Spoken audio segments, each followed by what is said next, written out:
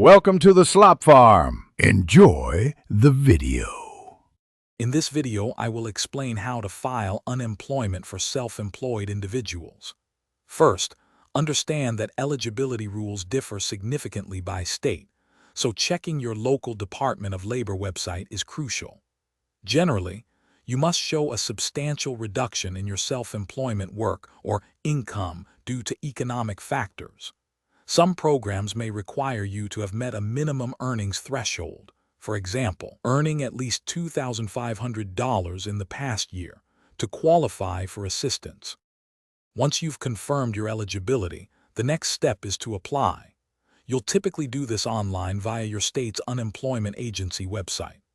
The application will ask for comprehensive details about your self-employment, including your business type, income history, and reasons for reduced work. Remember to accurately certify your weekly earnings, or lack of earnings, to ensure your claim is processed correctly and without delays. To support your application, you'll need to provide specific documentation. This includes tax forms such as Form 1099 NEC or Schedule C from your tax returns, which verify your self-employment income. Additionally, bank statements, invoices, or client contracts can further substantiate your earnings. Always have your Social Security number and a valid government-issued identification readily available to complete the process smoothly.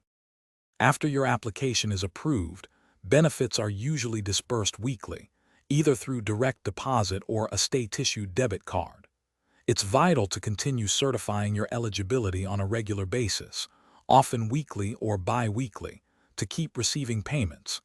This ensures you meet ongoing requirements.